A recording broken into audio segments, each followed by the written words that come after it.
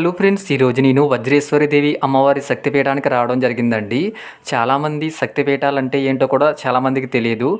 అసలు శక్తిపీఠాలు అంటే అమ్మవారి యొక్క శరీర భాగాలు, అంటే పార్వతీదేవి యొక్క శరీర భాగాలు 51 చోట్ల ముక్కలుగా పడిన ప్రదేశాలనే అమ్మవారి శక్తిపీఠాలుగా పిలుస్తారు అండి. అవి ఒక్కొక్క ఊరిలో చాలా ప్రసిద్ధి చెందినది. ఈరోజు నేను వజ్రేశ్వరి దేవి అమ్మవారి శక్తిపీఠ దర్శనానికి రావడం జరిగింది. అలాగే ఈ అమ్మవారి యొక్క శక్తిపీఠాలు ఒక్కొక్క ఊరిలో ఒక్కొక్క విధంగా చాలా అద్భుతంగా ఆలయాలు ఉంటాయండి. అలాగే వాటి చరిత్ర కూడా చాలా అద్భుతంగా ఉంటుంది. ఈరోజు నేను అమ్మవారి యొక్క శక్తిపీఠ దర్శనానికి రావడం జరిగిందండి. అసలు వజ్రేశ్వరి దేవి అమ్మవారి శక్తిపీఠం ఎక్కడ ఉంది, ఎలా వెళ్ళాలి, ఆలయ చరిత్ర విశేషాలు ఏమిటి, అలాగే అమ్మవారి యొక్క ఆలయ దర్శన టైమింగ్స్ ఏ విధంగా ఉంటాయో తెలుసుకోవాలి అంటే మీరు నా వీడియోని పూర్తిగా చూడవలసిందేనండి.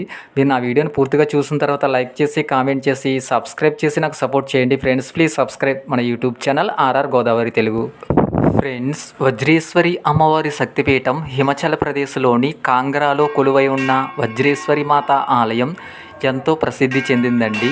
ఈ పుణ్యక్షేత్రాన్ని కాంగ్రాదేవి అని కూడా పిలుస్తారు. ఇది 51 శక్తిపీఠాలలో ఒకటి.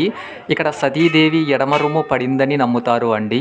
హిందువుల పురాణాల ప్రకారం దక్షయజ్ఞం తరువాత సతీదేవి ఆత్మాహుతి చేసుకున్నప్పుడు శివుడు ఆమె మృతదేహాన్ని మోస్తూ తాండవం చేశాడు.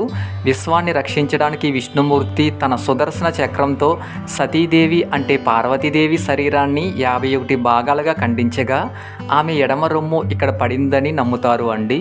అందువల్ల ఈ ప్రాంతం అత్యంత పవిత్రమైన శక్తిపీఠంగా ప్రసిద్ధి చెందింది. ఈ ఆలయాన్ని మొదట మహాభారత కాలంలో పంచపాండవులు నిర్మించారు.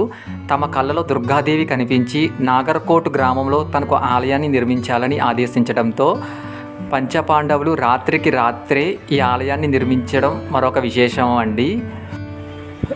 ఫ్రెండ్స్, ఒకప్పుడు ఈ ఆలయం టన్నుల కొద్దీ బంగారం, వెండి, ముత్యాలతో విరసిల్లిన ఈ సంపన్నమైన ఆలయంపై అనేక మంది ముస్లింలు ఆక్రమణదారులు కన్నువేశారు అండి.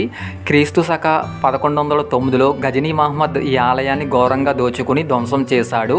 ఆ తరువాత క్రీస్తు శక 1360లో ఫిరోజ్ షా తుగ్లక్ దీన్ని మొత్తం నాశనం చేశాడు అండి. మొఘల్ చక్రవర్తి అక్బర్ పాలనలో ఈ ఆలయం మళ్ళీ పునర్నిర్మాణం చేశాడు. 1905లో భూకంపం సంభవించి తీవ్రమైన కాంగ్రా భూకంపం కారణంగా ఆలయ నిర్మాణం పూర్తిగా కూలిపోయింది అండి.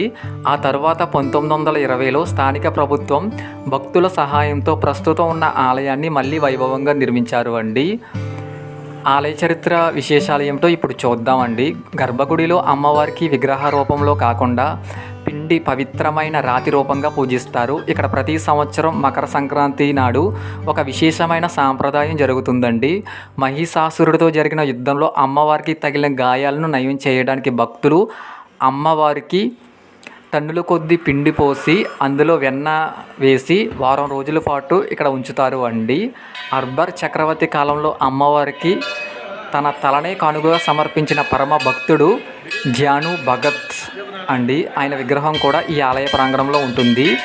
ఆలయ ప్రధాన ద్వారం కోట ప్రవేశం ద్వారం వలె నాగర్ఖాన్ నిర్మించబడి ఉంటుంది. ఈ ఆలయం శైలి హిందూ, సిక్కు మరియు మొఘల్ నిర్మాణ శైలిలో కలయిక అద్భుతంగా ఉంటుందండి.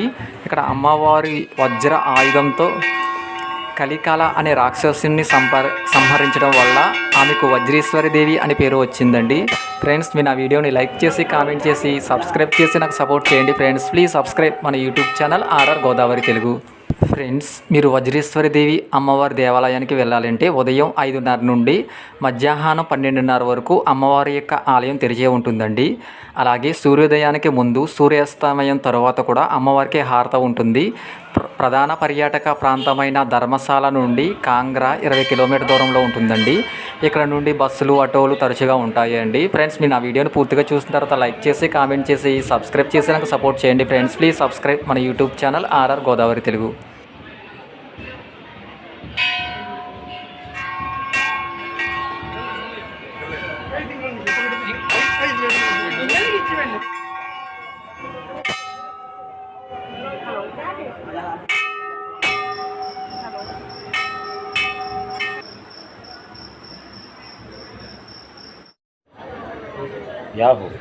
Yahoo से ले అయితే అమ్మవారికి అభిషేకం చేసి నీళ్ళు ఇలా